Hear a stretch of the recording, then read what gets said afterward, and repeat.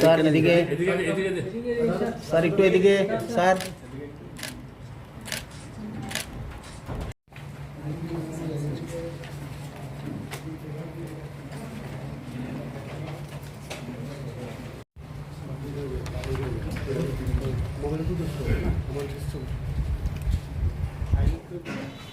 আজকে আমরা এক্ষুনি নমিনেশন দাখিল করে আসলাম।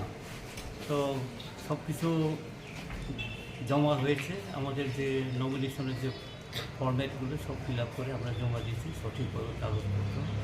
আগামী 5 তারিখ 11টায় স্ক্রুটিনি হবে এই আজকে নমিনেশন। এবং আমি আশা করছি এই যে আজকে জমায়েতটা আমরা করলাম, এই জমায়েতে হাজার হাজার মানুষ এসছে এবং সমর্থন মানুষ জানিয়েছে এই পর্যন্ত।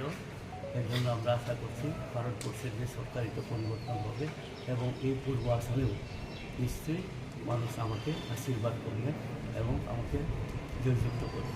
যত না মানে ইয়ে করো যা নাই মানি তাও পর্যন্ত বড় চূর্ণ সমর্থন খাইয়ে ও ইন্ডিয়া জোট এবং বামফ্রন্টনি সমর্থন পাইছি প্যান প্রার্থী হিসাবে আমি অপূর্ব আসন বরফনি আশীর্বাদ নাই বড় পাইনি নিয়ে আমরা সাথে যত্ন আমরা আশা করব একটা ফ্রি ফেয়ার ইলেকশন হবে, ত্রিপুরা রাজ্যের মানুষ গণতন্ত্রের প্রকৃত স্বাদ উপভোগ করবে।